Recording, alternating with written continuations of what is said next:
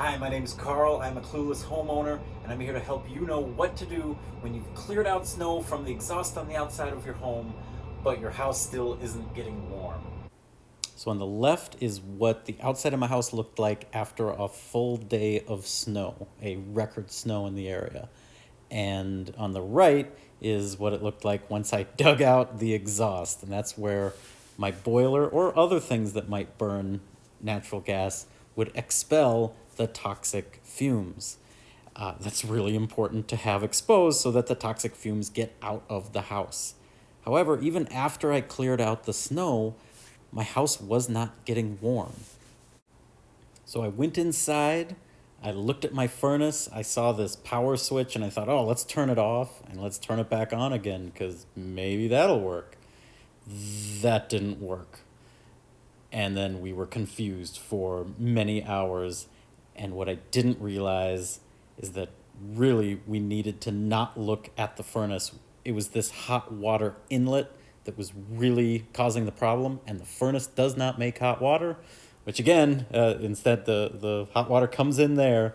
And the hot water comes in there from the hot water boiler. Let me show you that. This is a gas burning boiler. It burns natural gas to heat up water. And go to your boiler and try to find the control panel, which here was cleverly hidden, and I didn't even realize it was there right away. It has a little screen readout on this one, some knobs. It's pretty nice, I think. And it most importantly has a reset function. That reset function was critical. We couldn't have gotten heat back without it. Turning on and turning off the power to the boiler was not enough. We needed the reset function. If your blower motor is working on your furnace and you have a boiler, go restart your boiler. At least look for diagnostic codes on it, especially if it burns natural gas, because it's gotta exhaust. Go to your boiler, reset your boiler, do a hard reset.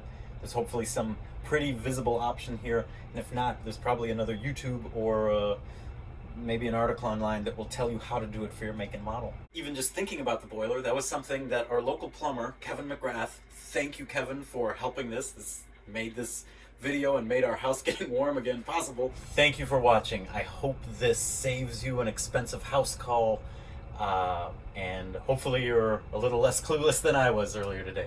Thanks a lot.